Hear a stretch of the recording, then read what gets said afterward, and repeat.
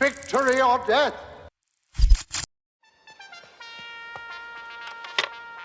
Greetings, Starfighter. You have been recruited by the Star League to defend the frontier against Zur and the Kodan Armada. Get ready? Prepare for blastoff. Victory Death Starfighters. My name is Carlin Jones, and this is a Starfighter full movie podcast. And today we are watching the 2018 action thriller B-list actions, because I love B-list actions, but not this one. We are watching Reprisal, which is starring Bruce Willis. I feel like he's done like just so many of these B-list action films. It's hard to keep up. But today I brought along a really special guest who is all the way in Ireland right now. Detlef, how's it going? Hi, Colin. I'm great. Thank you very much. Yeah. So, Reprisal. This is an interesting movie because ultimately you chose this movie, but then yet you've seen it, which still works because I haven't seen it and I probably would never want to see it. So, why did you pick this movie? Yeah, it was quite funny. So I mean, so first of all, as you choose me as a guest, I researched a little bit. I was listening to one of your shows, and I thought, for me, it was quite difficult actually. So because I was really thinking a week about that. So what can you choose? Because every guest has this problem, so I wouldn't feel too bad about it. What I tell them is to think about actors you don't like. That narrows it down. Yeah, but you see, there is not really an actor which I don't like. Really? Because I mean, okay, so it's Tom Cruise. But even Tom Cruise has some good movies. Oh, he has one of the best movies I've seen that affected me growing up. Born on the 4th of July, fantastic. Yeah, or Magnolia, or the Mission Impossible film movies. So, I was never into those. no, yeah, I like movies with technology. So yeah, me too. And the actually the original Mission Impossible shows, I really love them. I love the music and everything around that. Oh, the music's iconic. So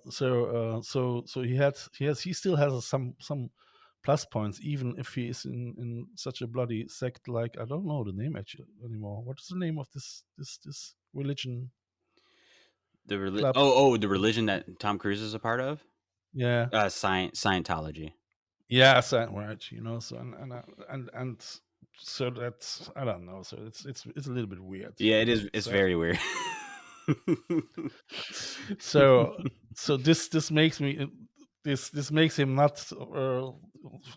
I mean, I'm not sure. Maybe he's a nice fellow, and if you have a dinner with him, so he can make you laugh and smile as well. But well, you know what? Once we get into the movie, I'll share you some stories of Tom Cruise. Although I've never been on a production with him, I've worked with quite a few people who have, and they have some very interesting stuff to say. I can imagine that. Yeah, make me laugh. That's good. I'm looking forward for this. I'm looking forward for this. So why don't you tell the audience about your podcast? Because we kind of linked up through Red Circle, which is both our podcast hosts, and I saw your podcast art, and I was like, "Ooh, Arteetude! What is this? This seems very interesting." So why don't you tell us about it? It started actually due to the fact that we all we artists, we had problems to perform. I mean, I am actually a visual artist. I work a lot with immersive sound, digital rituals. Nice. I really try to develop new methodologies in art. So as a digital shaman, or as a media archaeologist who tries to investigate through his art and his performance to Oh, finding the glitch in society as right, well, you right. know. And Arteetude is actually a combination of podcast and yeah, That's what was right. it? Is it fashion? I have as well my. I started with my shop where I present my artwork. That means every person, you're the next one as well, and you come as well in my That, Hall of Arteetude, you that's right. know. And I So cannot wait. yeah, um, where people they so for all the people who are now not in the Hall of Fame and the Hall of Rock and Roll, they come in the Hall of Arteetude, you know. Oh, that's so So amazing. Because I grew up listening to rock music. What my favorite band of all time is the Smashing Pumpkins. So, yeah, they're good. Yeah, my last show currently is with Debbie Sco actually. She lives in the Mojave Desert next to the Yeshua Tree Park, and she used to live 20 years in Dublin. She had her punk rock band, the Screech oh, Owls. so cool. Um, she was together with the brother of Edge, the guitar player of U2. So she was almost uh, more deep, was going deeper into the music scene as a performer as well. But then then Hmm. then she went back to America due to some personal reasons, you know.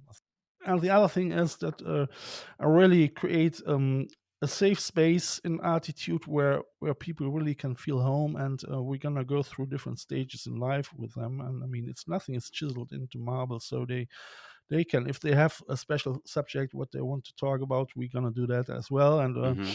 I'm gonna eventually have then 3 episodes, each episode's around 20-30 minutes, you know. So, and they come every Sunday at 10 o'clock in the morning.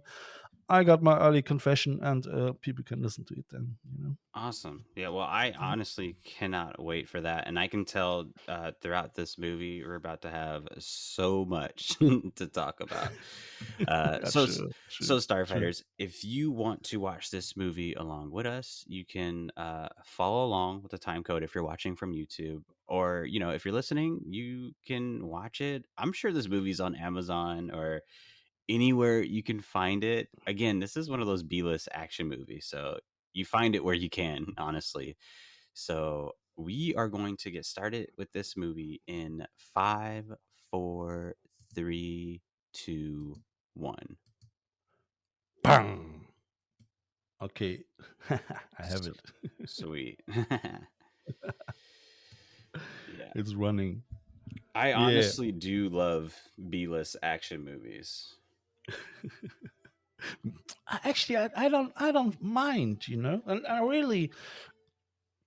I didn't mind somehow in this movie because there are somehow some good scenes, but if you finish a film and you feel really like, hey, something is wrong here Hmm. with me. Why did you sit here now 1.5 hour and why did you watch that? You know, Right, right, right, right, right. you know, and I mean the critics. We can go through that during the film somehow. You know, Oh, they yeah, Critics always got something to say. they are hilarious. And imagine, I mean, this movie. I mean, it was they did it in 2 weeks. Really? Yeah, it made $100,000 gross plus $700,000 via video sellings and all that. Well, you know what? I'll tell you what. From looking at this film, we'll see how many Yeah, like locations have been shot and stuff like that. 2 weeks is yeah, not a bad, I guess, a duration for a film production, yeah, because here in America, Tyler Perry, yeah. if you know He's who good. that is, his We, productions, he literally has like hour, 30-minute long movies, and his productions are like 1 week or less. who? Tyler Perry, you never heard of Tyler Perry? No, no, no, no, Oh, no. he's like this super huge or filmmaker down here who owns all his own stuff. Like he has his own studio, all that stuff, and he's known for shooting really long movies in like All literally right. less than a week. Unbelievable. Yeah, you see, I mean, I thought, I mean, Bruce Willis, he had a day in this movie, you know, Mm. and Oh, you're saying he had only like a day in it? he had a day in it, yes. Yeah. Wow. You know what? I kind of figured it was that kind of movie. I mean, it is really unbelievable. I must say. So there were, you see the scenes. If you watch a movie and you think something, so there are interesting parts, and all in a sudden things happen where I really think, oh no, guys, come on, please not. You know, Hmm. they throw you out the bus with shit like this. Then that's really that you feel, hey, do you really want to take the piss out of me? You know. Yeah, this is already interesting. I can tell you, like, I've worked on a few action films that Yeah. were kind of, um, yeah, well, I guess they're B-list related, and all How that. you call them? B less? What means B less? So B-list is like, I Less don't, like B movies. yeah, well, it's like movies that are not necessarily good enough to be in theaters, but they Yeah. literally go either straight to DVD or straight to streaming. Even though this Yeah. movie, it said it was in theaters, I'm sure it wasn't in, like, it was only in selected theaters. You know what I mean? Like, you had to go out of your way Uh, somewhere yeah, yeah, to yeah, go yeah, see yeah, this. yeah, yeah. So here we go.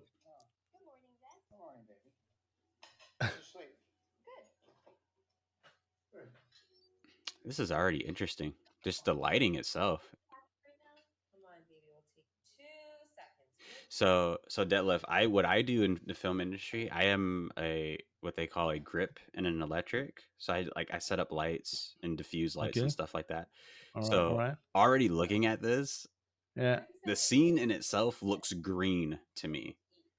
Looks green for you. Okay. Uh, this for me is a little bit yellow, but maybe that's Or the, yeah, the or yellow. That's a good catch too. But it's mostly because of that, because of the grass, all that greenery that's yeah, yeah. outside the Sure. window, Sure. and it's Sure. reflecting Sure. into Sure. it. Sure.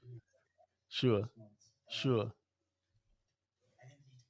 So he tells her now. Housekeeper, security system, right? Just for a little while. Worst case scenario, I'll go back into my 401. Oh wait, I can hear your movie. Yeah. Yeah. Is it too loud or what? Just a slightly too loud. Okay.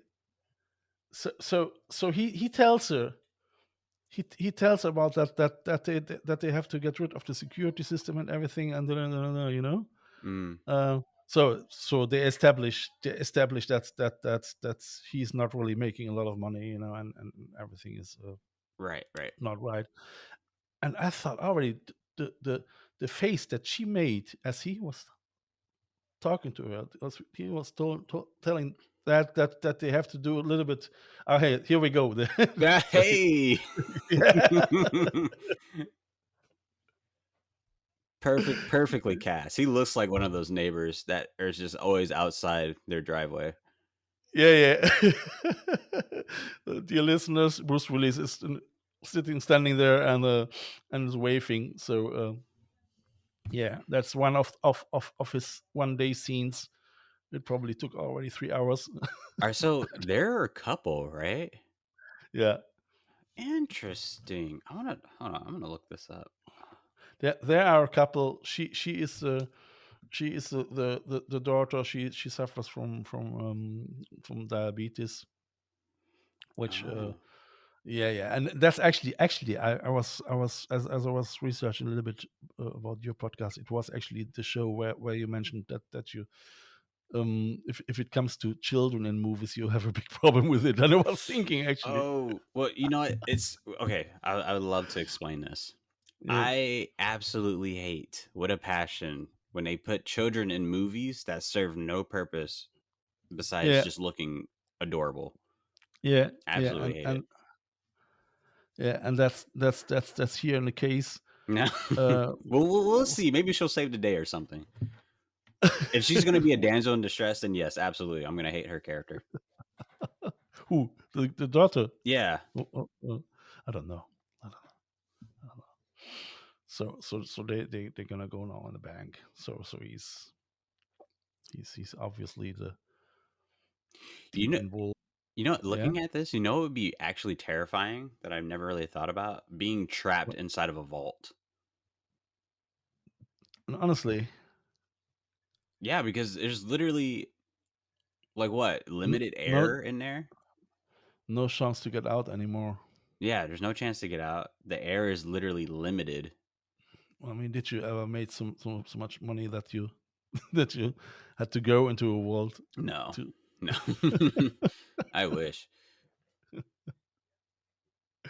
I don't mind anymore. I mean, so at least I have fresh air, you know. Right, right. Which actually that would be kind of cool. I would love to film in a vault or do like some type of vault scene. So that's a panic room, for instance. You know, Oh yeah, yeah, panic room. I mean, they do a lot of cinemas where about claustrophobic subjects like this. What was one? It was another one. It was not the panic room. It was about this rooms which were created for shifting rooms. You know, shifting spaces, and the people Right. they had to get out in 5 minutes. Otherwise, they die or whatever. What was the name of it? I don't know. Hmm. So again with B-list films, there's almost like a criteria to like check marks that has to meet in order for it to be a B-list film. And this Yeah. actor, this main actor fits that criteria of like an actor you would expect to be in a B-list action film because he looks like so many other actors you can't even name. And I mean the 3-day beard, isn't it? Hmm. Yeah, yeah, no, absolutely. Oh, I hate those Amber Alerts. Oh my god. Which What they did you? are important. Don't get me wrong. I just Which hate when what? they just happen so randomly. It scares me. And here he comes. You know. Wow. This guy literally just walked in with Uh, an assault rifle. I must say, I mean, as I watched it, you know, there were a couple of seconds where I thought, it couldn't be bad and it doesn't make sense. Also, you know, I mean, if they really, if the director could really convince me somehow with Right, that what right, he right, did, right, right. I'm I all would for it. forgive him. I would forgive him in some things, you know. Mm. Well, Um, let me say this. Have you ever seen a TV show called Burn Notice? Bernadette, Yeah. nah, nah. So even before the podcast, you were talking about Mission Impossible. Now Yeah. after that, I've seen every single season of Burn Notice because it's about like spy espionage show, and it's so amazing. What's the name? Burn Notice. B. Yeah, yeah. BURN and then Notice NOTICS Okay, or so I CE. I have it here, so I might watch that. Yeah. So I bring it up because whenever stuff like this happens or anything that's like spy related in any movie or show, I Yeah, can't take it serious anymore because Burn Notice is so realistic in terms of that it's like yeah. not even funny. Okay, all Yeah. right. So, Like yeah. Burn Notice even has an episode based on this, like hostage situation in a bank. Okay. So good. That might be. I really watch that. Yeah. So he now he works just with little written letters, and so he's not speaking now. You know, obviously he's just. I mean, that nobody knows where he got his voice from. You know. So, and I mean, I'm not sure if I watched so many B-list movies that I thought this I haven't seen before. Like he prepared, but he prepared it once too many, you know. So he was watching this piece of papers 3 times. He was showing them 3 times, and now no base, no GPS. You know, Right, can you right, see? right. I can tell So this guy is an amateur though. The guy who's robbing the bank. I don't know who in their right minds yeah, would a assault rifle will stand that close to somebody where they can just grab it.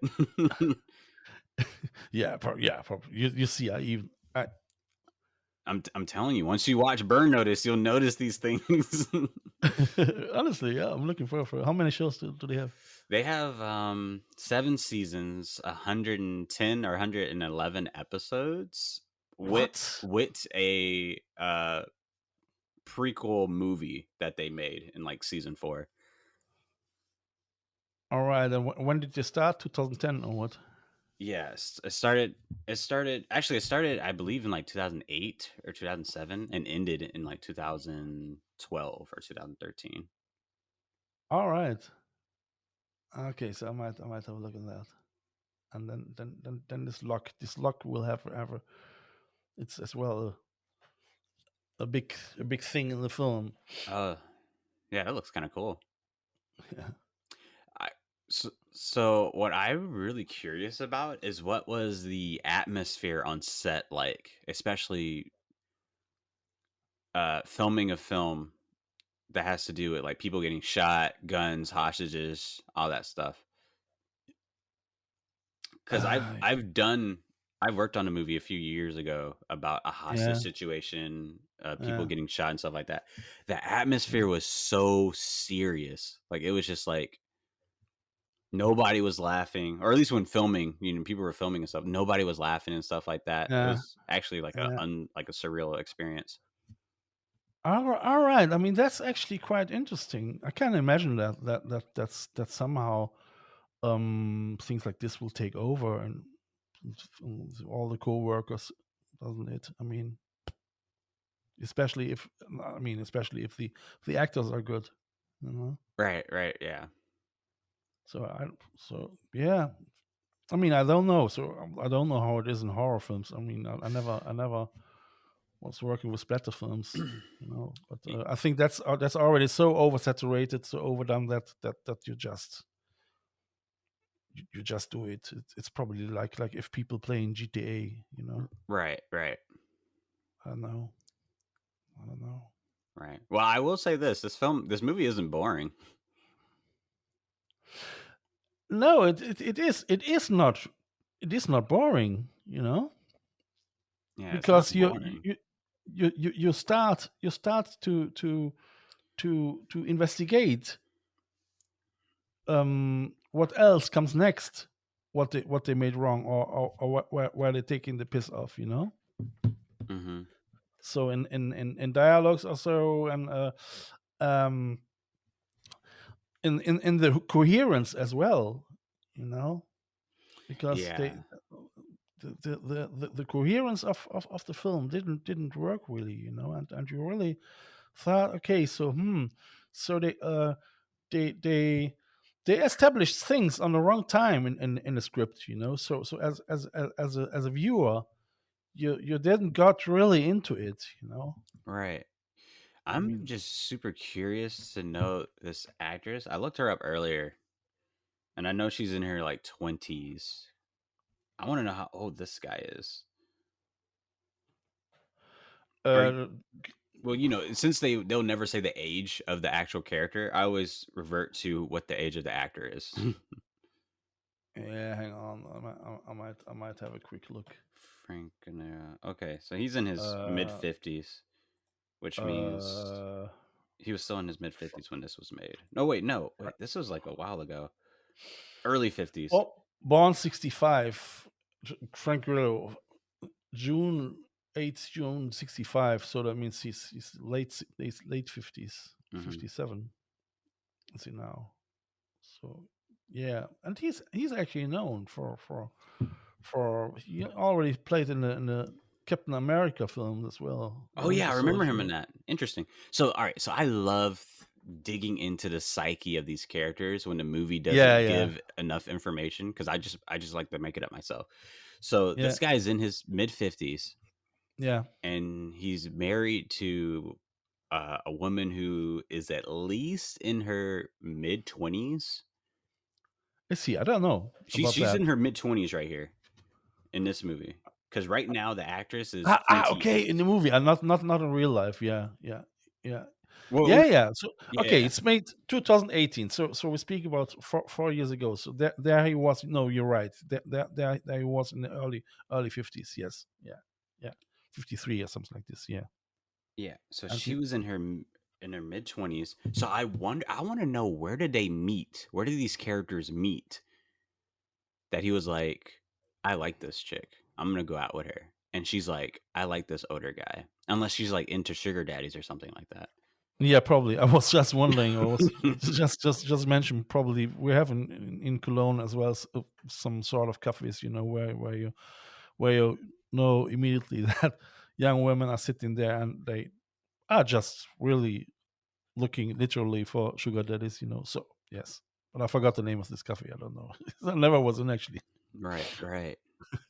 You see, if I can't go into the world, I can't go. I can't be a sugar daddy as well. So it's yeah. So 50 and she's 20, 25. But I mean it's in I think in jobs like this, it is probably very common for the society that they have younger women. I mean, but Yeah. Well, that's a good point. I wonder where they live too. And I then mean, yeah. wait a minute. Okay, Mm, I'm starting to put some things together now. So if yeah, she's in her, and let me know if I'm onto something. She's in her yeah. mid-20s right here. How old is that daughter? She's at least 12. Yes, So that means sure. she had her when she was a teenager, right? Am I right? She had her as a Yeah, teenager, and this yeah, guy is apparently the father, or maybe he's not. yeah. It would make more sense if he's not, I don't know. I mean, because that would be kind of don't creepy. Now this is getting creepy territory. don't quote me on that. Okay, so that's maybe why he's all the time so miserable. Yeah. So Okay, yeah, here's but here's my theory. yeah. This guy is the the the dad of her best friend, and one weekend she went crazy with him, and she got knocked up by him. So as a good father, he was like, I'm gonna stick with her, even though she's 19. Probably, yeah, and but they don't want to speak about that, so they have a mystical secret behind the movie. I don't Right. know. I just don't know, why would they cast their daughter that old? If she was like a lot younger, I probably wouldn't have even pointed it out. But that the kid looks so much older, And I mean, she's suffering from diabetes in this movie as well. and So he's suffering from alcoholism apparently too. yeah, yeah. I mean, he has a hard life. That's for sure. You know, that's for sure. So she yeah. Why did you take a 12-year-old girl? I mean, I don't know actually. Well, you know what? Let's see how old she is, because we could definitely look this Okay. up now. Yeah. Yeah. Yeah. I mean, unless so she must be in here as well. She's gonna be on IMDb, but she's not on Wikipedia apparently, which is weird. Mm, I mean, I don't know if they already paid Bruce Willis $1 million for this day, you know. They paid him $1 million for that day. I mean, they reckon that Bruce Willis becomes $1 million a day. I mean, Jesus that's at Christ. least that what they reckon online. Maybe it's less, but I mean, no, I mean that makes sense. I've done a commercial where I saw an actor literally show up late, and he had like a few lines. He got in and he got out. He showed up late, stayed there for like 25 minutes, and he's like, "Oh, such a dreadful day, but it's easy to make $60,000." I'm like, 60,000 for like literally 30 minutes worth of your time? yeah, yeah. Ridiculous. I mean, it's weird, and it's really. I mean, but we know it. We know that the industry as well in football and all that. So how actors getting paid, So it's really. I mean, I'm sometimes I'm really requesting this if this is still morally, But yeah, we Well, could you go see, on. this is what makes it so interesting to talk about. I Yeah, think we I could. found the daughter. I'm not too sure. There's not okay. There's no information on her. Apparently, this is like the only thing she's done. I still can't see her Yeah, I think anywhere. her name is Natalie Sophie Butler. That's the actress's name. Okay. They And there's don't. They literally don't. no information on her. Uh, I mean, why? She is the Olivia Francis Culpo. Wait, so that's the daughter? No, the mother of the daughter. Yeah. And I could actually look how old she is. Actually, that's good. She's born 1992, so she's your age. Yeah. An American fashion influencer, a social media personality, and actress. Yeah, dude, she So won Miss Universe in 2012. I had like yeah. what? so she was in yeah. So she probably didn't get so much money, you know. I mean, so for sure, Bruce Willis got the most of it, and Frank Grillo got maybe 10%. I don't know actually. But here's the thing, because I love B-list action movies. Yeah, The criteria to make a really good B-list movie, you don't need like a super A-list action hero guy, anything at all. yeah, All you yeah, need is like a very all you need is a plot that's so simple but yet so badass. That's all you need. yeah, yeah. That's it. I just tried to imagine that. I mean, yeah. You know what? I mean, I'm coming from the avant-garde filmmaking. Right. You know, so, and that has its reasons, because I mean, my father, he used to work for the WDR in Germany. Oh, That's WDR, Westdeutscher Rundfunk. That's from based in Cologne, and that was still the time where they made TV. He was dolly driver, you know. So and okay. it was still the time in the 70s, 80s, where they made the TV, and TV, the WDR was paid by taxpayers, you know. Mm-hmm. So it was still a public thing, and it was not privatized, you know. So, and then it started as Ronald Reagan came in the 80s, you know, and Margaret Thatcher in England as well, and Helmut Kohl. Means more all the right wing neoliberalists. They decided to privatize everything, you know. And all of a sudden, all this really good TV stations, and they made really good programs, you know. They had to cope with all this crap, which where we were overloaded, oversaturated by crap, because then so many private TV stations came, broadcast stations, you know, and they had to start really with really ridiculously programs, shows, just to make money, you know. Wait, So did they ever get that lock off? Wait, I guess you can't answer that because that would be a spoiler. But, not, but I'm guessing they didn't, because they just showed it again. It's probably not. No, I was wondering. Yeah, when you say that, I was wondering as well where how. Yeah, no, you're right. So the lock wouldn't. They didn't establish the lock anymore. You know. All right. So that is one big thing when if you have such a big lock, you know, and you're not established it anymore, you know. So that's really, so the viewer miss already something, you know. Right. And listen, this movie is not gonna tell me this is like a romantic scene, or these two are like a well, you know what, they could be a decent couple, but the age gap is so weird. You and your age gap, yes. Which which isn't a bad thing. I mean, not like a bad thing. Like, there can be age gaps. You know what I'm saying? I'm just Yeah, questioning, when did he meet her? I have no problem with a 20-year-old dating a 50-year-old. yeah. I just want to know, how did they meet?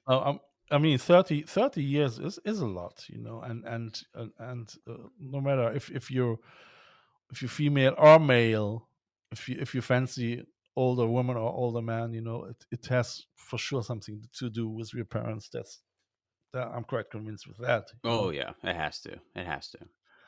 So yeah. So there are the two buddies together again. I mean,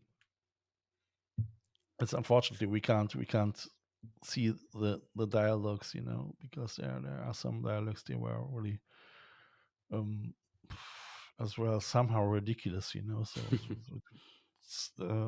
For instance, there was a computer scene, you know, where Frank Grillo, they had to print out something on they had to investigate, to research something on the computer, and Frank Grillo told to Bruce Willis, come on, so I don't know, so how are you gonna do this page up and down, you know? So, I mean, scrolling, no? So That sounds like and a Bruce Willis thing that he would yeah, say. yeah, one of those guys said that. I don't know who it was, Bruce or Frank, you know. But all of a sudden, so after he said that, they had to print something out. And all of a sudden, he was able really to do this high technological quality thing to print out a page, you know. Yeah, that just sounds like Bruce Willis. He So looks like that neighbor who's just like not up to times with technology.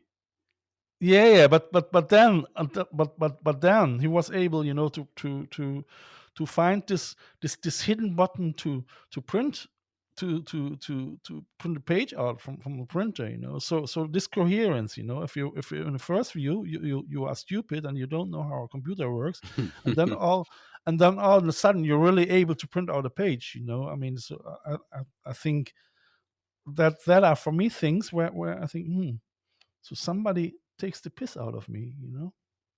So or even they was hammering out this script on such a quick time, you Hmm. know, Well, that well, that well, I'll tell you, scripts like this they don't take too long to do. The only thing that's time consuming is literally getting Bruce Willis.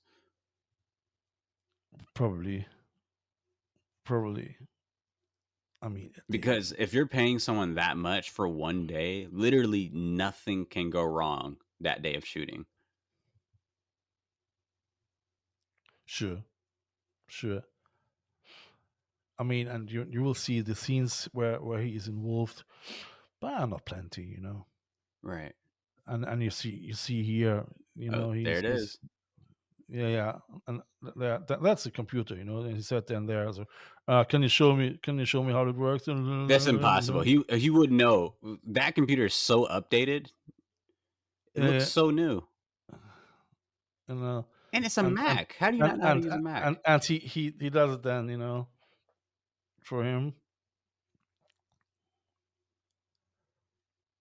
and then they find the lock, you know. So they do very serious investigation stuff over there, you know. So I'm not so no, he's actually, is he printing out?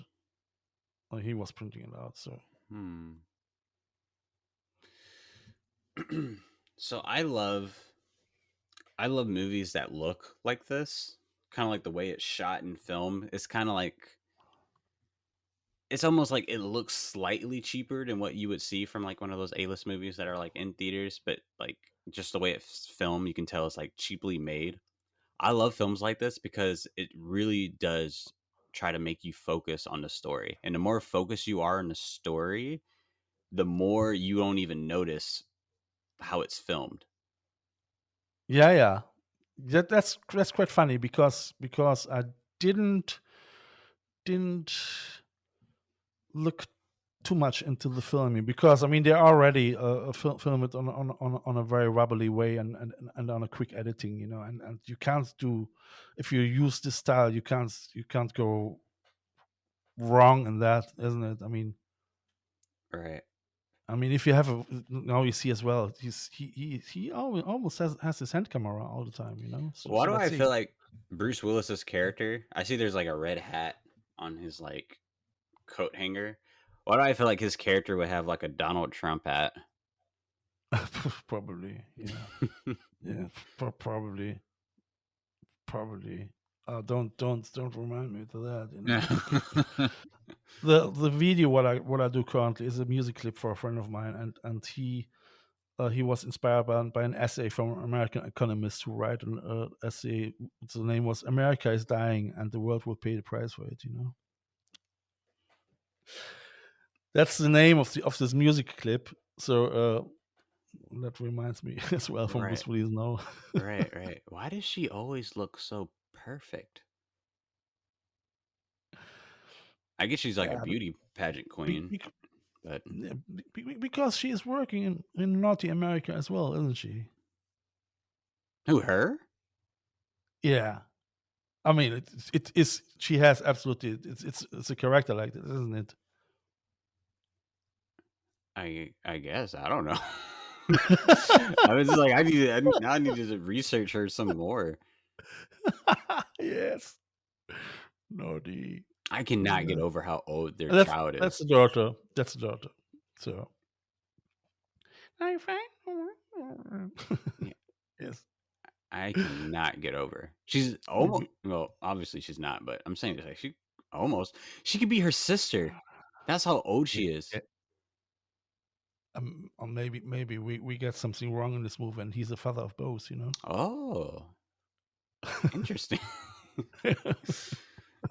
This movie is now just turned into a psychological thriller. Yeah, absolutely. You see the hand camera. So I mean, okay, in some scenes it makes sense if you're wobbling around with the camera. Right. Yeah. For, the situation's but more intense and whatnot. yeah, but I think they do it a little bit obviously too often. I mean, Well, you know what? They in for certain films, and I've worked on a lot of cheap budget stuff and a lot of other stuff. A lot of them do it because it's so easy to like just get up and shoot. Like, all right, just sit here, do that. All right, yeah, let's shoot it. yeah.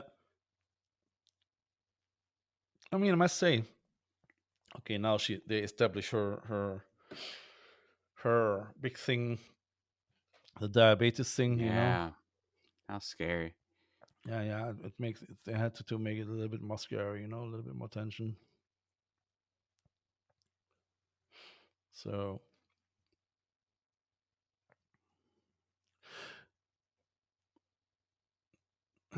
Yeah, I mean, but the thing is, I don't know how often are you guys already working now with a smartphone, You see, how often are we working on smartphones? Yeah, because Steven Soderbergh, he loves to work with a smartphone, doesn't he? Well, you know what? I was telling a friend because she was like, "Oh, I want to start a podcast, but I don't know where to start. It's like just information overload." And I was telling her Yeah. like, all you need is just a smartphone. That's all you need, because that's how I Even started off with it. yeah, no, I mean for TV productions, So Oh, well, that's what I mean, you know what? For TV productions, because the way phones are so advanced with their camera video settings, and they literally can shoot in like 4K, 6K. Absolutely. I mean, I work with a gimbal, so it works perfect. Yeah. There people 100% shoot commercials down here where I live on their phones, but it's like local businesses for their Yeah, commercials. yeah. I can imagine that, So, and I mean, like I say, Steven Soderbergh, he already did a couple of movies Steven with Soderbergh. yeah, Oh, you know what? I yeah, I literally just got done reviewing a movie that he did yesterday. yeah. All right, the last one, no?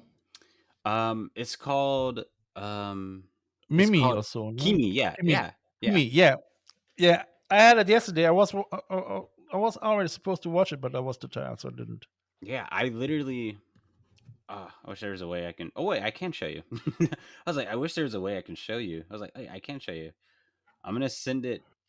Um, it's just like a little intro, but yeah, you can watch it whenever you want. But it's literally like I made a movie review. I don't know if you see my YouTube channel, Okay. but I make movie reviews, TV reviews, and all Okay. that stuff. All right. I have it now on Facebook, so I'll watch it later. Cool. Yeah. Cool. Great. No, I mean, I did my my degree work with a smartphone, with the iPhone 6, which was great, and if you have the right light and the right spots, I mean, you can do amazing things, And I mean, okay, so even in avant-garde, you get away with more things as well, Yeah. Oh, yeah. Most definitely. I mean, honestly, like I kind of wish I was the key grip on this film, and the key grip is a term for like someone who's like ahead of like the lighting department, or one half of the lighting department. All right. And I wish that, because certain movies like this, they're so cheaply made that they That only some have light can change already a lot, no? yeah. Just more Yeah. lights, or just how to work the lights, can change so much and affect Yeah. the mood of any scene. I can imagine that. Like I can tell there's probably like 3 lights being used right now, and I feel like, I don't know, I just feel like there could be not necessarily more lights, but like use those lights in just different ways. I can imagine that. Yeah.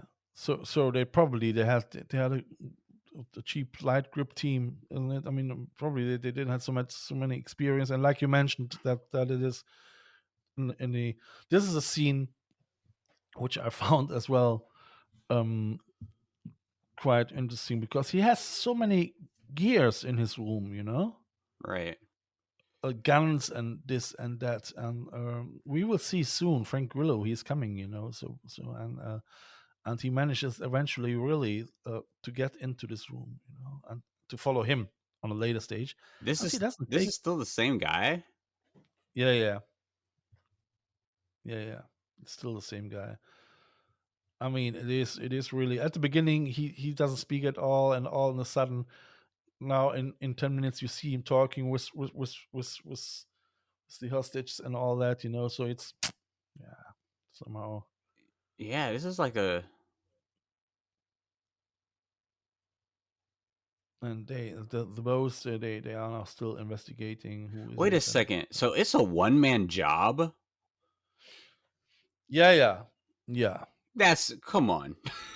All right, I don't know about that. I feel like not really one guy is like robbing banks. yeah There's no way. yeah. And I mean, Bruce Willis is a police officer as well, and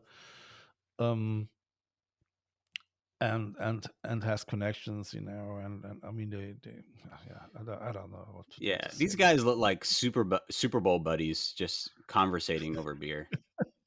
Yeah, absolutely, yeah.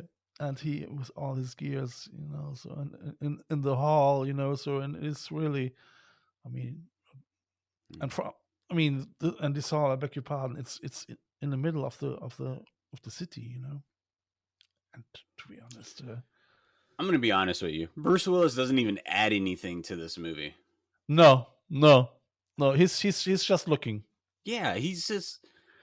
And I know they're like, oh, but our film will be watched more if we just have someone well known. It's like, dude, if they really could have done something with this, but just get an actual actor other than Bruce Willis. I mean, he probably even didn't read the script. They just probably told him, so just say that and be Bruce Willis. Right. I mean, and Frank Grillo the same somehow. It's yeah. Wow, I bet it's interesting. So when you're like an actor who's like in the union, like in a SAG union, and you have and you're so well known, there's certain actors that have this list when they come on set of things that they need and have to be done. Like they have to take breaks every 30 to 45 minutes. They have to have certain food there. Yeah. And only a certain amount of people can talk to them. Like if you're not the director, you're not the first AD, don't even try to conversate with these actors. Oh God, divas. No. Fucking hell! So I know why. You see, I mean, that's one of the thing why I'm not interested in really doing too many commercials. Feature films. Right. I mean, that's not. I think not for all the money. Okay, I mean, if the compensation is right, I would consider it. But God no. Well, you know what? I want to Well, do more feature films. I mostly just work on TV stuff. okay, I mean, okay, if they, I think if they are good, and if they're really, if they are somehow sophisticated, so you might you might be lucky that you have a good team, But Right. what I see often as well in the film, more in the film industry, even in Germany, that everyone feels very superior, and almost mostly the humblest Absolutely. people. The humblest peoples are mostly the directors. Oh my god, dude! I literally my first ever like gig in like in a unionized set. Where it was like $1 million budget and all that stuff. And it was a TV show, so there's like different directors every other episode. This Uh, director came on set literally, mm, and literally we got everything set up. We had the light set up. The actors are like ready for their cue or whatever. This director came on set, literally mm. sat down, and he was like, "All right, are we ready to shoot? Are you guys ready to roll?" And then the actors are just looking at him like, "We don't know what do you want us to do?" You didn't tell anyone what to do. He's like, "Oh yeah, all right, yeah, you do this." And I was like, "This guy can't be for real." All right. Okay. So yeah, this can happen as well. Yeah. Yeah, like I don't. How do people even get that high of a job who treat their Yeah. work like that seriously? No, no. Okay. So, but you have guys like this probably everywhere.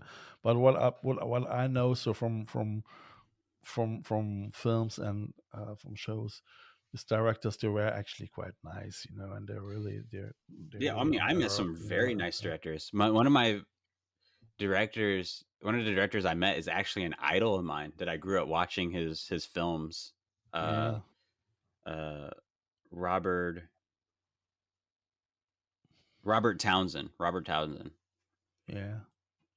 Okay. I don't Absolutely know. so I don't know. I influential don't know. for Look, me. now now. Sorry, for interrupting you. No, no, no, you're good.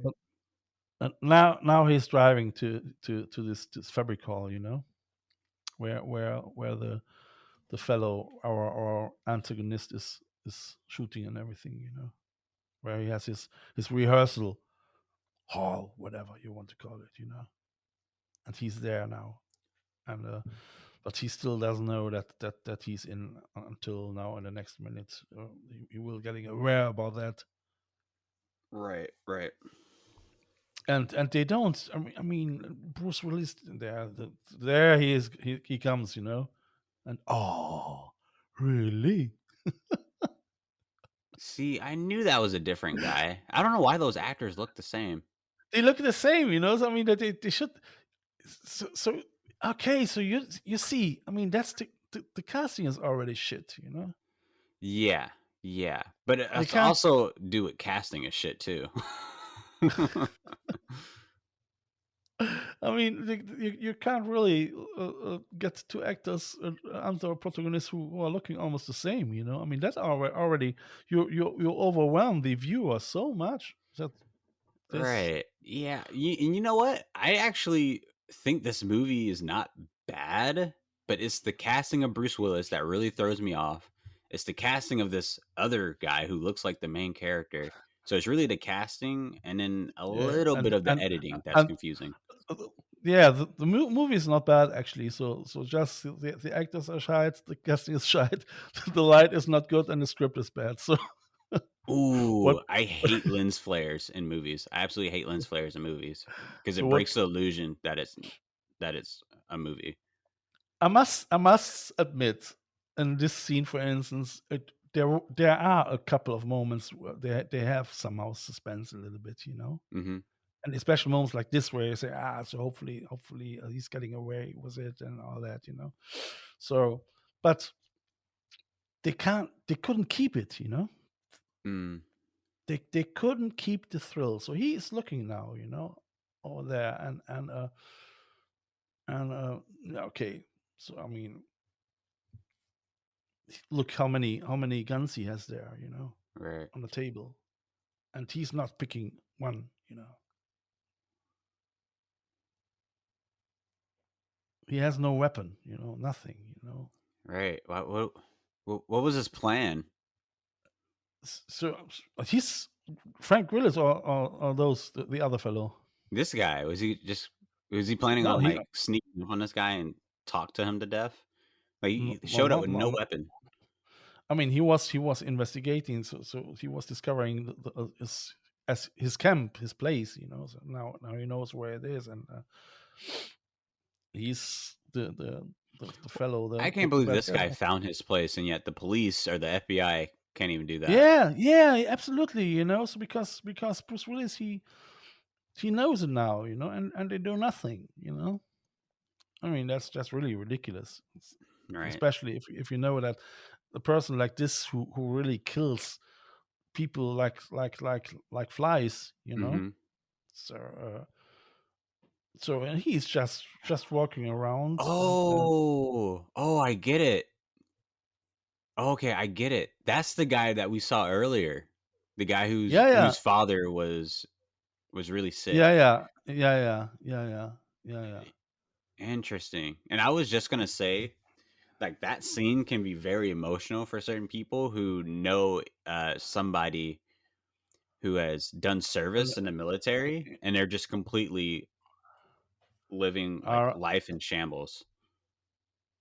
all right, yeah. So it's obviously it's an emotional trick, but he has now the thing, and runs away, without any gun. Runs Yeah, up. he can't go outside. He has to wait a little bit because he knows he's Yeah, out yeah, there. yeah. Sure, but he even could take a gun or two, if his plan is already to follow him, You take, or here's the thing. If you watch Burn Notice, you'll know what to do. Whenever you're going to a new place and you're staking it out, or if you're staking out somebody, the best Yeah. thing to do is to run a zone defense. Because in basketball, a zone is like people in different areas playing defense, right? All right. So now he's after him. What happens with Bruce Willis' nose? What was that? Okay, it's flat like this. He broke it. Yeah, probably. Oh. Yeah, he did. Here's another thing that Burn Notice talks about. I just love bringing up Burn Notice. Whenever you're tailing somebody, you can only tail them for so long before they get suspicious. It takes like a real serious instinct to know when to stop following them. It sounds like a good concept. Well, yeah. Burn Notice is about a spy named Michael Weston who was burned. And basically, when a spy is burned, it means you're fired. So when you're fired, they take away all the money in your bank account. They put you in a city where they can watch you, and you basically can't do anything until they figure out what to do with you. So they stuck him Yeah. in Miami, and he believes he's been burned for the wrong reasons. He feels like he's innocent. So while he's in Miami, he's helping everyday people with different wild situations with using his spy knowledge while he's figuring out who burned him. Okay. Yeah, it's absolutely fantastic. I must say, what I did is for research purpose. I watched The Person of Interest. Oh yeah, I actually watched that too. I watched that like a few weeks ago, the All, first episode. all 6 seasons. I really loved it. Really? I mean, wow. yeah. I It only was. watched one episode. I got to get back on it then. I mean, what I liked actually was actually the main character. I like his voice, if it's Oh like yeah, this. he totally fit that. That was great casting with Yes. Oh, that's great. that. I kill you. It's these lens flares. What is going on?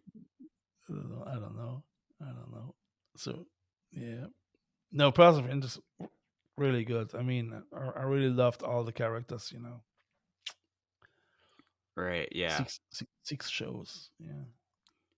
And I mean, they really did start already 2010 or so. So they were quite advanced with all this artificial intelligence ideas and then, you know. Yeah, that's very true. So he's now there, and Frank Grillo is coming. Yeah. Coming and parking. He has to know when to stop following. Oh wait, this is another job. Yeah. Yeah. Oh, I mean, Lord. I was very much confused, you know. So Right, it looked like an EMP type device. I was so confused in this scene. I didn't knew anymore what was going on, you know. So Wait, who is that? who? Oh, okay. I was like, who is that running?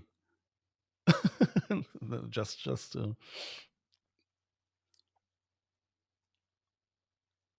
so I mean, he is there now, you know, without Wait, any weapon. Huh? who is that lady? Yeah, I was wondering who is that lady, you know? Who is that lady, you know? All right, lady, bring out your gun. The thing is, No. Oh, okay, he's not dead. I was about to no.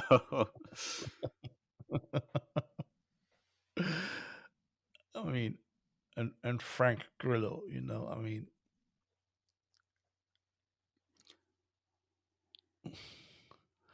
Okay, he's clearly this must be her first day on the job. Why is she so scared? I mean, She should be trained in this. yeah, and yeah. If you were ever to ambush this guy, a surprise attack, it would be right now. Probably, but I mean, with a helmet and all that, it's quite tricky, you know. And yeah, it is. I mean, and if he's really trained, you know, army wise or whatever.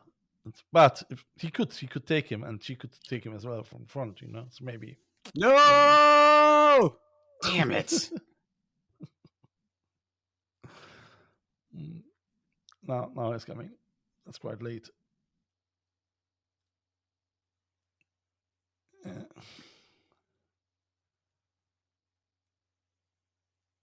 What are you doing? Grab the gun!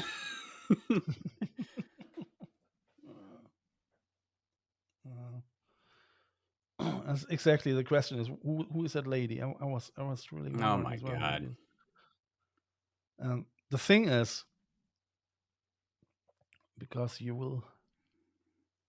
Okay, it's a little too much shaky cam, but I can understand why.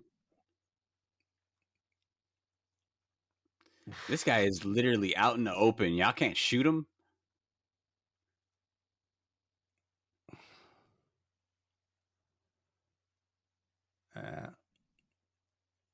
Yeah, shaking. I mean, it is far too much shaking, you know. So yeah, this is a lot. But I tell you what, it's still intense though. And I actually do think there is such a thing as like really bad CGI for gunfires. This one actually isn't bad. Okay, so no, I must say, I mean, there were a couple of scenes where I watched it until the end, you know. So it was not like I stopped it after 5 minutes. You know, you have a couple of moves you really stop. You're not gonna watching it because you already know this doesn't make your day. You know? Right. So you better just hammer with your head for an hour and you have more fun. You know. So, but I mean, this movie it was more like there were too many open questions in it. You know. That you really could enjoy it because you were always distracted. This guy is so not getting away. There's no way he's getting away. Not in this small ass town.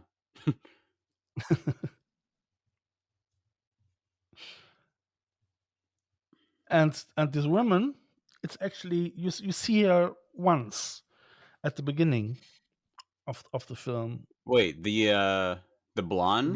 The blonde one, yeah, because she was one of, but you see, it was so really just for a few seconds, so they didn't establish her properly, you know. Yeah, that's And weird.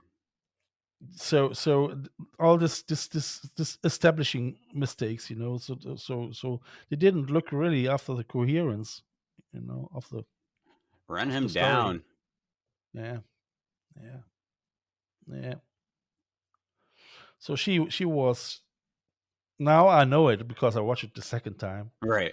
She, uh, um, she was one of the co-workers who brought the money all the time, as well to his bank, you know. Oh. So that's where he knows her from, you know. Oh wait, and you said That's we're not going to see her again, right? I think we see her once again. There Okay, was okay. one Because week. I'm already thinking, I'm like, maybe this is an inside job. There was one reason I was questioning this, you know, because That's a cool stunt.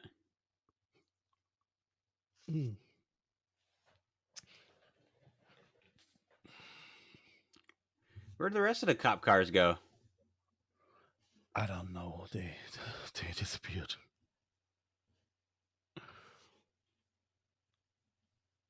I don't know. So I don't know actually who's there now.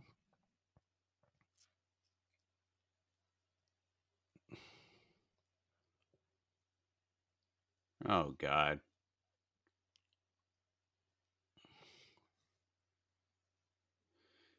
Jesus Christ.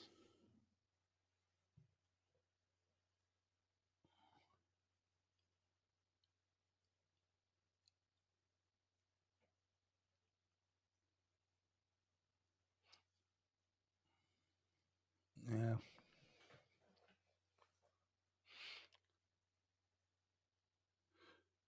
Wait, stop the guy who's leaving the scene.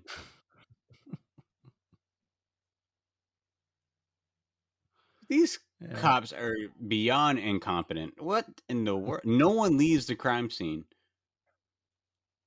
That's like cop 101. Even my friend told me a story in college where he went to some some grocery store or whatever, right? Yeah. And it was being robbed. Yeah. Literally right when he was at checkout, it started to be robbed. So literally the guy took the money and left. And when the cops came, they literally told everyone to get down. Because obviously the whoever robbed it could still be there.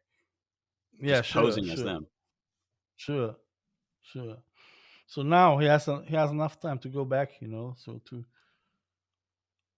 get rid of everything, and still nobody was in this hall, in this fabric, you know, because he's back already, you know. So And interesting. and Bruce Willis, Yeah, where did he go? I don't know. He didn't get the idea that he should bring somebody over there, Oh you my know, God. to investigate, you know. He's so senile. Yeah. So nobody came to this fabric hall, you know. So not the CIA, not the FBI, neither. I thought really, hey guys, I mean that's really a no go for a script, you know. I mean, Wait, didn't he it's take his helmet? He took his helmet off when he started firing those shots in the air, right? yeah. Okay. I'm thinking that the other guys can identify him. Once the cops figure out that that's not him, and once they all give their story, what happened. Yeah, I think now slowly but sure they it is time to identify him, isn't it? I mean, this is what we have now, an hour Oh wait, 20. So they already figured it out. we have the last half an hour now where he has to make decisions and isn't that, you know. So yeah, that's now okay. That's Frank Grillo, you know. That's not the other one, you know. Mm-hmm. I mean, you could confuse it already, and you could say, is it now Grillo, or is it the antagonist? But it's Grillo, yes. Yeah, that's definitely not a thing that us as an audience should be confused on. No, you shouldn't do that. You shouldn't. You really shouldn't do that. So he's back. I can't even imagine going back to trying to have a conversation with my family after I just Yeah, had a yeah, day of being Batman. yeah. Dear listeners, they're sitting now on the table and having the wine and the water and having a funny meal is This going is on. so And weird. It looks like a and dad talking to his two daughters. yeah, and and Naughty America is watching and Oh my god. It's just so wow. uh, yeah, yeah, yeah. So it's all fun. It's all Yeah, I don't know. Yeah, the casting, it seemed like the director probably casted this himself. probably, I would say. I mean, yeah, but look, if you have I don't know. I mean, if you have 2 weeks, if you say 2 weeks is already a long time for a Beatles movie. Well, it just depends on what happens pre-production, right? Because all that stuff happens pre-production when you start Yeah, casting and the sure, script's already written and all that stuff. sure. But yeah, 2 weeks, I can totally see this being filmed in 2 weeks, 100%.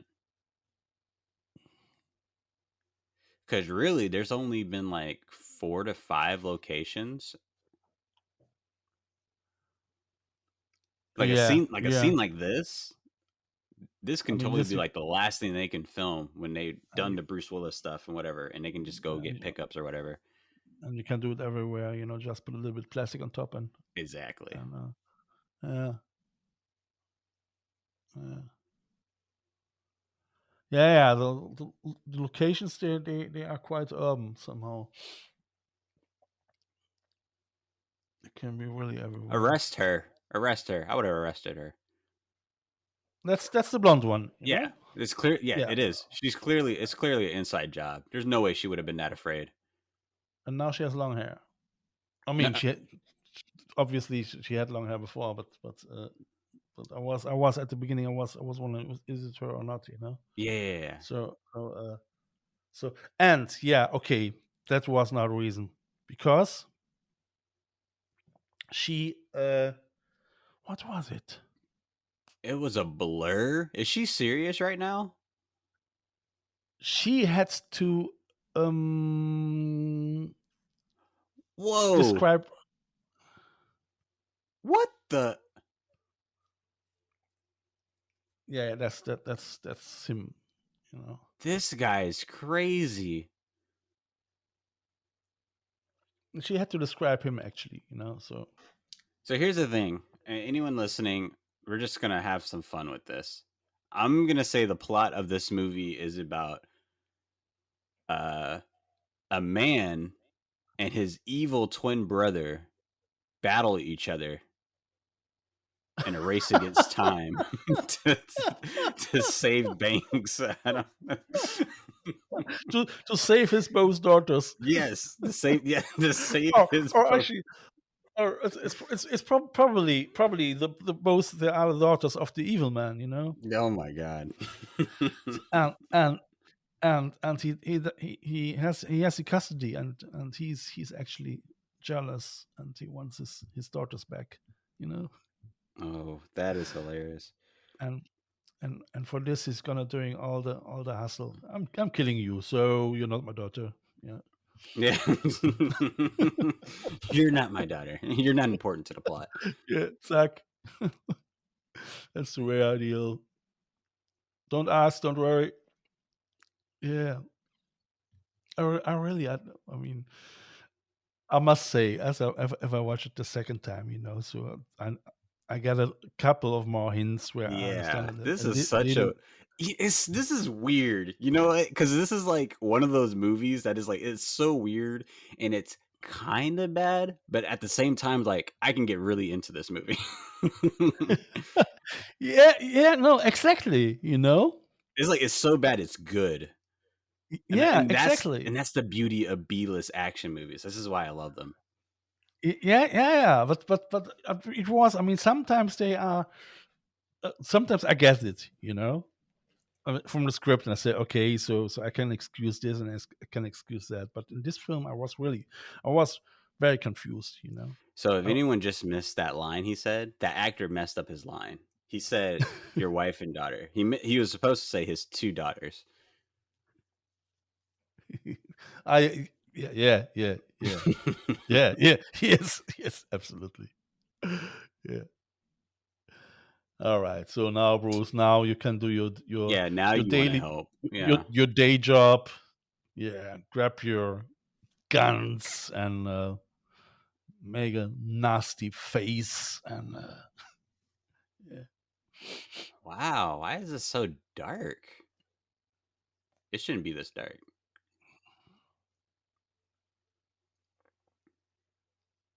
So he is supposed now to look after the family of Frank Grillo, Right. but obviously Frank is not there, and our evil man is already inside. I wonder if the family even noticed because the villain looks so much like our hero. They probably just thought it was him. And if it's so dark, so hi darling, so you're late. Uh, you're looking a little bit different, but I don't mind. This. I mean, I can still get really into this. I mean, it's this funny, guy. Yeah, and he's already upstairs, and he's watching them. Okay, now I get it. So he has it on his smartphone. That means he can watch him, even if he's going away. Okay. My goodness, this guy's not taking any responsibility for himself. So,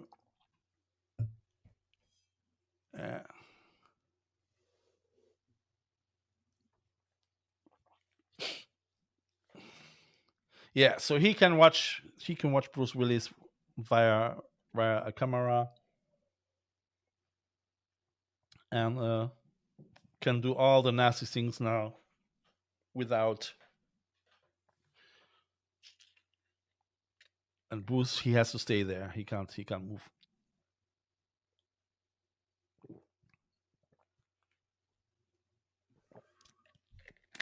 He can't move. So he wants the money. The money what Frank Grillo put away into the bin. And sure, so he promised as soon as he has the money, so he let them go. The family. His 2 daughters. No, actually, no, I'm confused. Oh, so he took the money just to draw that guy out. Yeah. He took the money, and Bruce asked him now. So why did you take the money? And, Yeah, that's pretty fishy. Yeah. So he's trying to convince him as well that he did it just for the good, And, if anything, I would have burned the money and just like fill it up with like whatever. You win either way. There's a really funny sketch comedy show called Human Giant, and they had an episode about 3 friends go hiking together, and then they stumble upon an abandoned van, and there was like a bunch of money coming out of it. Yeah. And they're like, "Oh, look, we're rich." And then they started killing each other for the money, and it's so funny because the last person who was left standing, who's like barely like alive, he looks at the money closely, and it's like play money. All right. Okay. Get you. So that would have been funny if you would have burned the money and just replaced it with play money. Yeah. I think there was as well a movie from Cheech and Chong, Up in Smoke. Oh yeah. They burned money too. I think it's actually an 80s film, isn't it? So okay, he has the money now. Yeah, I think, and we are already now on 1 hour and 12 minutes. Yeah, this movie is about to end pretty soon. Hopefully, it will have a. So according to Sitfield's script writing paradigm, do you know that? Yeah, probably. No. Did you read it? The book? No, I don't think I read it. Very good. It's very good. Sitfield, he used to work for Walt Disney, and he really Oh, he analyzed a lot of movies, and developed a paradigm, how you're gonna write scripts. right. If you follow this paradigm, you can't make anything wrong. And he's right. I mean, I've learned with this book. It was really it's perfect for learning script writing. It was very good. So now the journey of the hero, and he is almost at the end. The last 20 minutes. Actually, almost 15. So they give him instructions now. Now the FBI is there probably, or whoever it is, New York LPD or where, I don't know. So he gets an earplug. Now he gets the earplug, and they are connected. Now the first time he has professional help. I mean, are they really professional? I don't know. Do not deliver that bag. Yeah.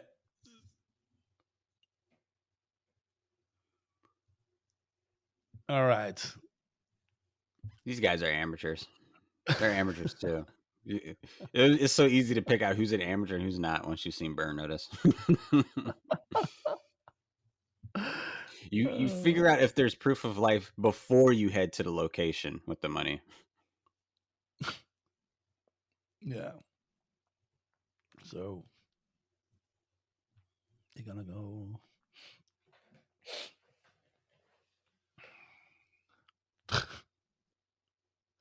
Sent the poor man away.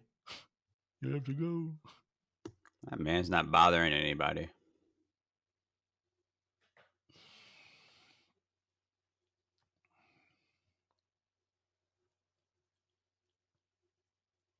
Yeah. Even those two guys, they look a little bit like the villain. They look all the same, actually. They have all dark hair and. You know what? I'm convinced they are the same, which is why we've never seen them both on camera at the same time. Yeah, probably. Yeah, I mean, it's hilarious. Like even now, like him walking up to him, that could be anybody. I want to see a 2-shot of them together. This is the same actor, I'm convinced. Yeah. All right. But you know what? I can appreciate the hustle if that's really the same actor. Yeah, Because they're really saving the budget. that makes sense. Let's see. So, okay, now Frank, now go to the other side. No. Oh, okay. Yeah, he like pushed them back like 20 feet. All right.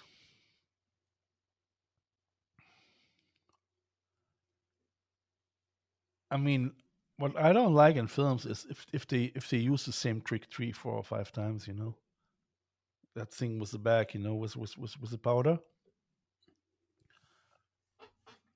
You know what I mean? So they put this trap into the bag with the red powder. Right. And they did it in this film already 2 or 3 times. And I think you can establish things like this once, and if you use it once, then for the story, then you should think about another thing. Yeah, in I order agree. to, I mean, so, and they used it already 3 times. So, what do you mean keep him talking? He's shooting at me. yeah. Yeah. These guys are idiots. you see, that's the thing. I really couldn't take this serious anymore. It was for me impossible.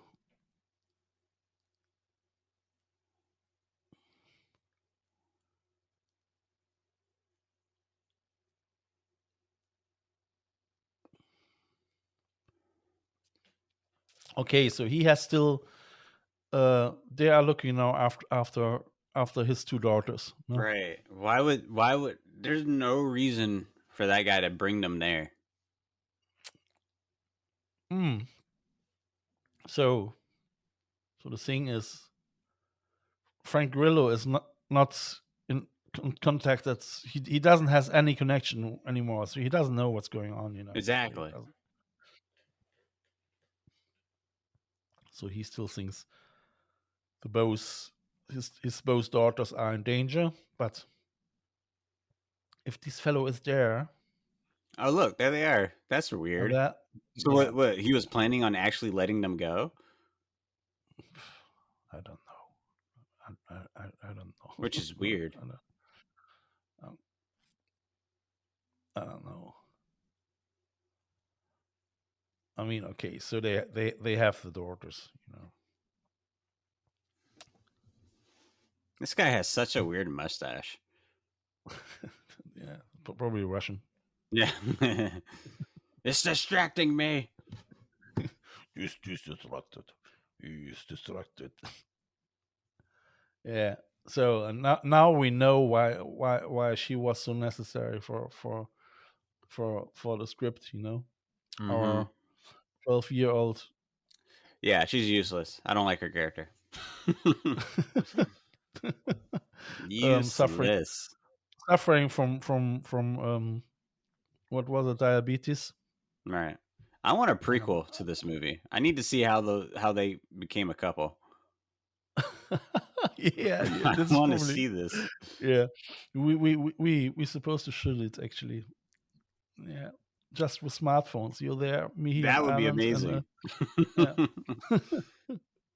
So I gonna play her, and you're gonna play him. You're Frank Grillo, and I'm Naughty America. Wait, what? What? If I was a paramedic, I would have been telling Bruce Willis to shut up. Like, you're not a professional. Yeah.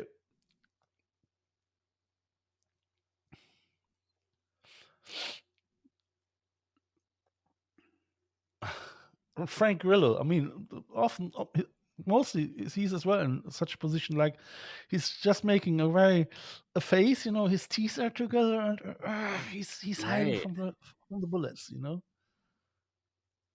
So.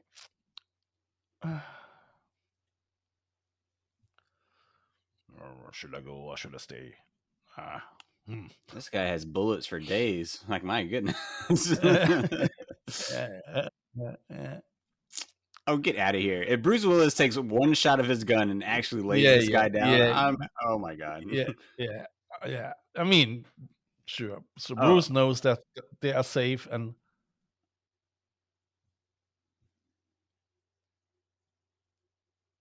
he has his bulletproof thing on, don't he? Yeah. He would have to.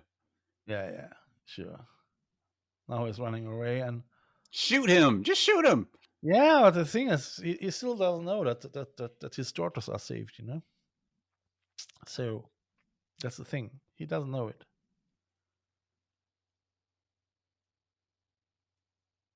And I wonder why he's not shooting him, because he could actually. Right. But now he is coming and said, "Okay, your daughters are saved." And what is this scene with Bruce Willis running?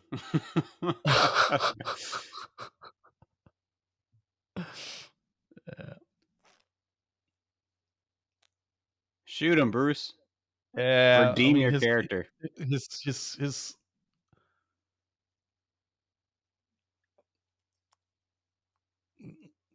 he has a proper gun, He has a gunshot. Yeah. This guy is eating bullets, man. He's like the Terminator. Yeah, but now it's even for him too late. Frank Grillo too. So it would be fun actually that Bruce Willis now realized that he shoot the wrong one. That he shoot his friend. You shot me. Yeah, yeah.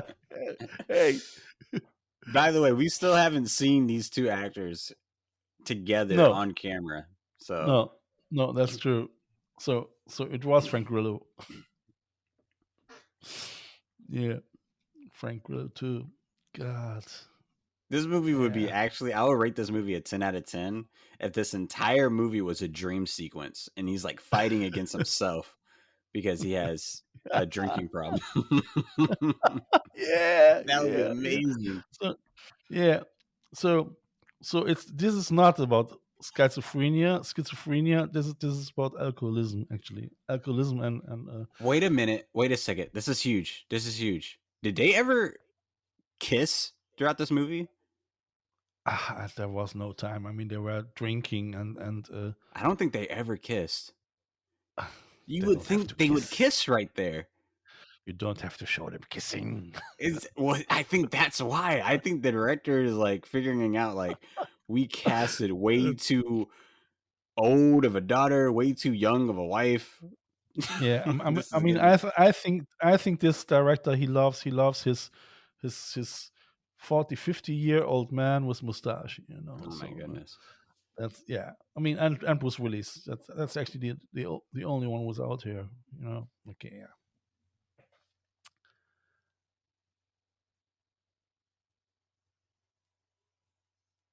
Yeah. So I mean, I want to see that actress in other stuff. I don't know actually if she ever made another film. Mm. I mean, I can have a look. So what was her name again? Olivia Culpo. So she was Miss Universe, and she was in Hell's Kitchen Oh, I was like, I guess as a special guest. as a guest dinner episode. Interesting. little- I've watched nothing but Hell's Kitchen. Yeah, I was watching things like this as well in Germany. They better kiss right here. They better kiss. Sell that you're a couple. If not, I'm writing them off as daughter and father. Here it. Okay, that's it. Yeah, sure. I mean, they're probably married already 40 years. They can't. Oh yeah. It would be crazy if it was in her contract. She's like, I don't want to kiss him Yeah, because I know I'm supposed to be married to him in the movie, but I'm not kissing him. and they as well. They just they not seem. Nobody of them seems somehow traumatized or so. They really. That's kind of true too. Yeah, but I think this is already a week later or two.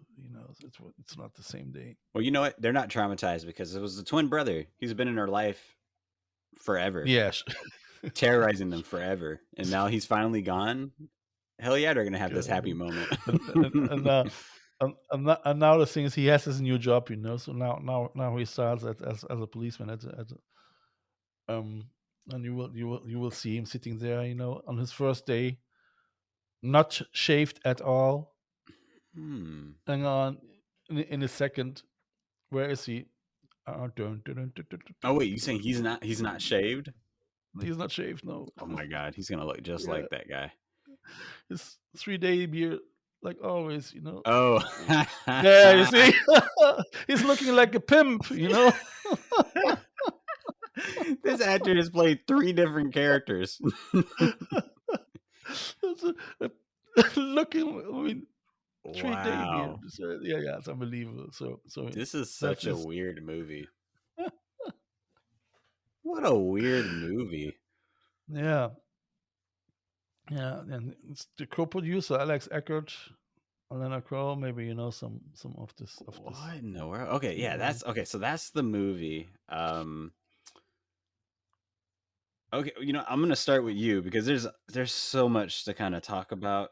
So, and obviously this is your second time. So rate the movie, or or let me just say this first, because the point of the podcast is to watch movies either you and I don't care about, and we try Yeah, to find appreciation, because this is yeah. obviously someone's favorite movie out there in the world. Someone that loves this movie. So I want you Yeah. to, yeah. So I want you to rate the movie scale of 1 to 10, and then tell me what you can appreciate from it, and then give me Oh your overall God. thoughts. Oh God. So I have to rate this movie from between a scale of 1 to 10. Yeah, That's or that's where. if you can't rate it, you don't have to rate it, but tell Okay. us what So you I mean, appreciate. okay. I mean, let's take it like this. I watched it until the end. So it was. Some say, or the critics say already. So it's really better to hammer your head on a table for 1.5 hours instead watching the movie, and and you do a better job. So Ah. so mm, and somebody else said that the editor was he was editing like a chimpanzee. So I mean, I have here. Hang on. So I have to.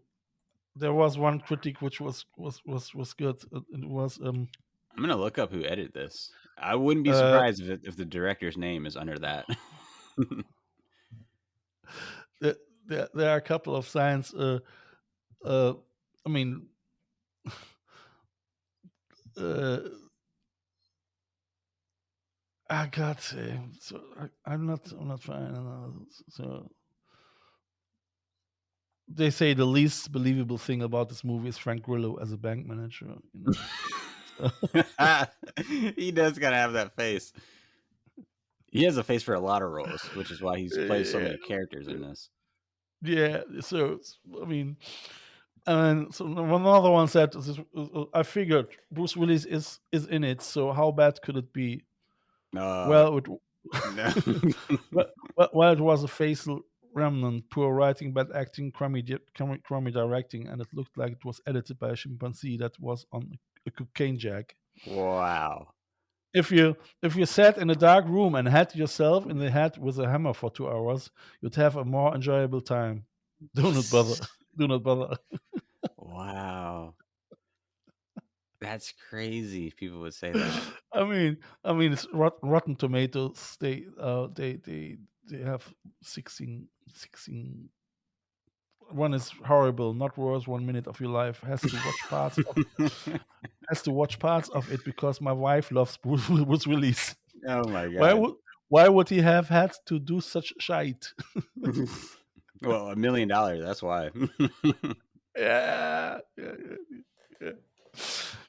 I mean, like I say, we watched it now without dialogues. If you watch it with dialogues and you really try to find a bigger sense in it, maybe it's my mistake. So that I shouldn't start with this. Well, I got most of the dialogue. Like, I understood what they were saying and all that stuff. But the problem is, a lot of it was not like the dialogue was, one, either not really profound, or two, the editing mixed with the dialogue didn't really still give enough information to process what's really happening. Yeah. So it's another one says here, an ordinary man does a lot of dumb things in order to hunt down a master criminal for no logical reason in Reprisal. There is no reason. There really is no reason why he's chasing after this guy. It is Reprisal is a pains for profess its faith in the symbols of law and order, but it cannot fully repress its almost erotic longing for the unfettered violence of the terrorist. Wow. No.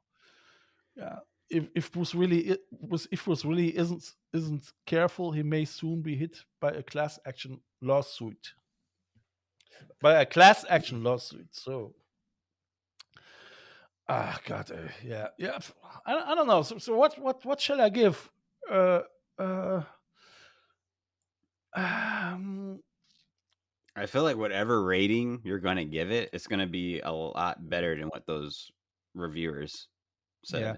Yeah, I must say, so I watched it, and there were one or two scenes where I thought, okay, so I was at least, they hanging on the screen, and I was really thinking, so how does this shite now finished? Somehow, because Mm.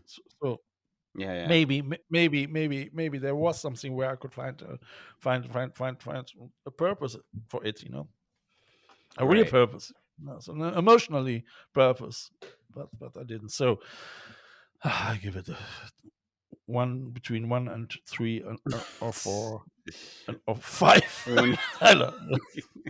you know what, you rate it just like how Conan O'Brien rates video games. He's like, if Yeah. on a scale of 1 to 10, if Yeah. 1 was horrible and 3 Yeah. means it's not bad, I will give it Yeah. a 4BF. That's not bad yet. So I give him probably a 2.378 for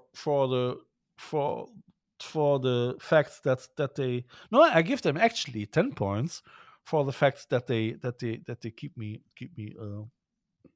interested. That's true. Yeah, I wasn't bored, and I don't know if it had a lot to do with our conversation during the movie, because we definitely had some really good talking points. But I was engaged with what was happening. So if you really, I mean, and I stay normally as well more on the positive side of life, So I don't want to throw it away completely, I mean, dear listeners, watch it, and now after, and I'm quite convinced that after your show, they will make another gross of 100,000 euro, Well, on top of that. I'll tell you what, I'm gonna hope my next guest wants to watch another B-list action movie, because this has been just so fun. But okay, so for my appreciation / overall review for the movie, and I'll try to be brief. I honestly, I love these indie action movies. I really do. But this one is confusing just in terms of editing and horribly casted. I mean, why does the main actor look like the confusingly antagonist? casted? Yeah. That is honestly one of the most confusing castings I think I've ever seen in my life. And then the casting of the daughters, or no, excuse me, not even the oldest, the youngest daughter, and then the wife makes absolutely no sense. I don't know what's worse of a casting, the daughter and the wife, or the main actor and the antagonist. Come on, if you really want to reach the audience of Naughty America, they did well. So this is true. Also, sorry, honestly, listeners. No, this is completely great. Also, I honestly think this movie would have been probably 2 points higher if Bruce Willis wasn't casted in this, because he added absolutely nothing to the film. The only thing he added was for them to put his face on the poster and them getting it in theaters. I mean, but to be honest, how many films is he in now in the last couple of years where he really added something? I mean, this is the sad reality of a lot of actors who are in their prime in the 90s and 80s, and they're kind of just doing films like this to pay the bills. I mean, Luc Besson's was still a great film, a great arty film where he found good roles, where he found a good character in it. I think he was a taxi driver, wasn't he? Right. Yeah. So that's, you see, sometimes when I'm gonna want to watch action movies, for instance, take Arnold Schwarzenegger. Love him. He as I was young in my 20s, I was very left wing, and I didn't watch Kugel the Rebel and things like this, and Rambo. I was very PC, political correct, Rambo and all that things I didn't watch. I watched it, but I thought, come on, So I mean, we were too cool to say something positive about it, Right. Because we have to criticize it and questioning it, So war films like this, Right. So, and but what I saw is that Sylvester Stallone and Schwarzenegger, they really picked up good scripts, There was seldom that the film was really so shitty that they said no, it's not worth to watch it. So I mean, you could always find something in it. What was I mean? Okay, they were all blockbusters, sure. Yeah. And I think you could probably, if you really put in this film a couple of hours more consideration in the script and it would be probably an asset if they would give one more week for the script writing and one more week for filming. Right. Yeah, I see what you're saying. I honestly believe this movie is just a decent casting director away from being a pretty good indie action flick. That's really the only huge problem that I had with this. It's just the casting. And we can say whatever we want about the editing and all that stuff. And the light. Yeah. Well, and the the lighting. script. Yeah, the lighting is and kind of the actors. so a thing in our industry, especially in terms of lighting. Really good lighting is not noticeable, and a lot of the lights and how they're lighting things are very noticeable in this film. Which is a problem, but I can get past that because this is such a low budgeted film. But what I can't get past is the casting. It makes absolutely no sense. Yeah, no, and especially in this one. Yeah, I mean, it's actually it's you see, the thing is, I'm not sure sometimes about casting if it's really that they didn't manage it to do a good crossover casting. I mean, I think sometimes it's really if you cast actors that they that somebody would say so they don't fit together. Exactly. So yeah, there's no chemistry with these actors, especially the wife and the husband. Yeah. Okay. In this case, I agree, but I think if you're a good casting team, you could, even if you know how you can use it for your advantage. Sometimes it works. Mm-hmm. Oh yeah, absolutely. It just didn't work with this. No, not at all. No. So my overall score of the film, and there's so many B-list action movies that I watched that I like, and then comparing it to this, it's I'm gonna give it. I would actually give it. I'm gonna give it either like maybe a 4.5. Maybe, or this is one of those action movies that if you just keep watching it over again and again, you will convince yourself like this is a good film. Like I can give it a 4.5 and maybe a round up to a 5. Okay, that's not too bad. I mean, yeah, it's okay. It's fair somehow. Yes. I mean, you still have to get jobs in your American industry, So right.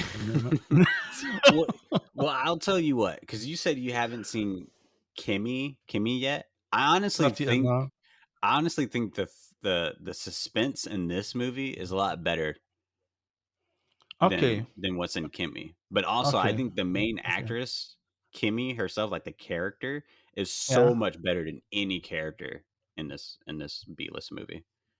Okay, so I might watch it tomorrow probably. I think I'll watch it tomorrow. Well, not today anymore. So that sounds good. It is actually Steven Soderbergh. Right. Yeah.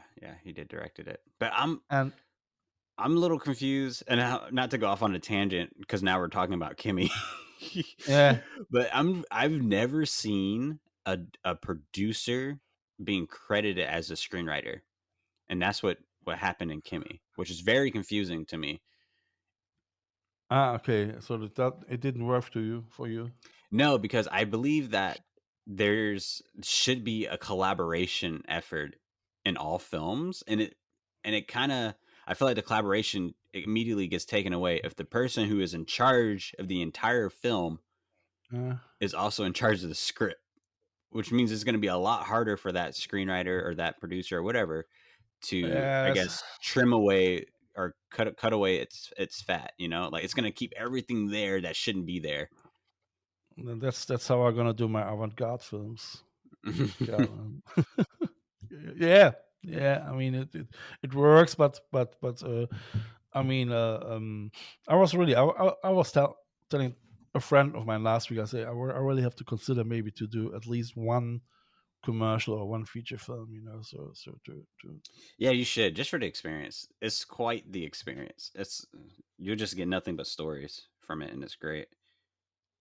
yeah, but I don't know. For me, it's really I don't know. So I mean, I like my crazy shit. So. And it is if you're gonna start to do things too commercial, um the production companies they getting too much control, you know Oh, I agree. in I completely in, agree.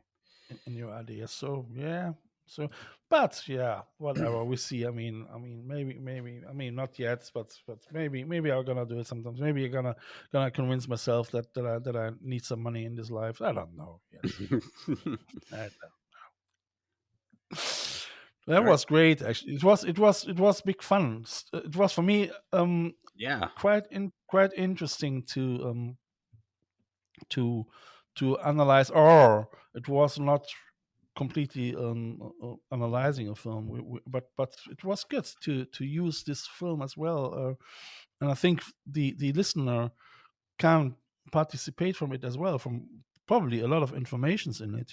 So Absolutely. how.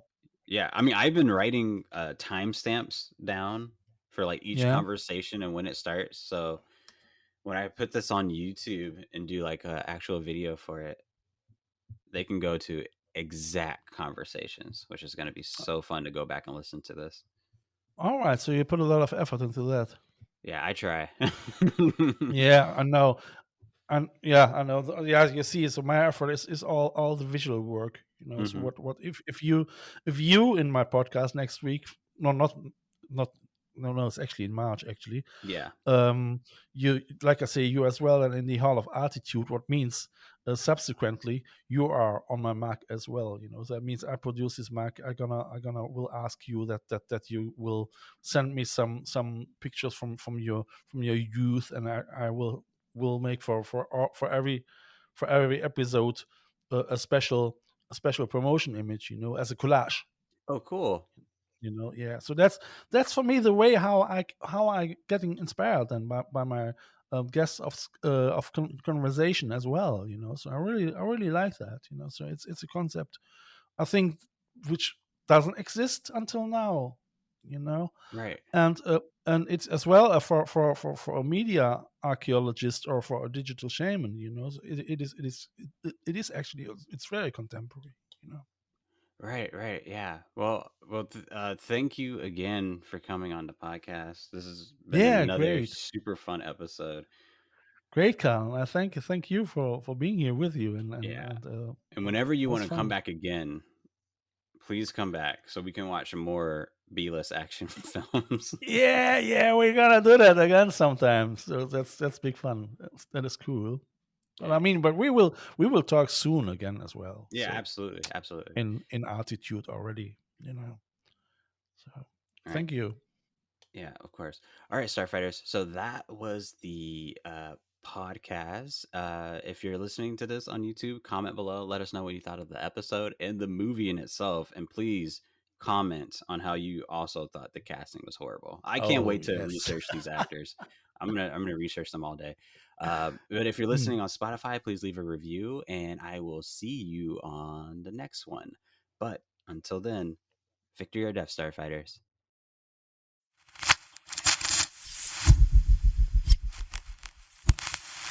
Victory or death!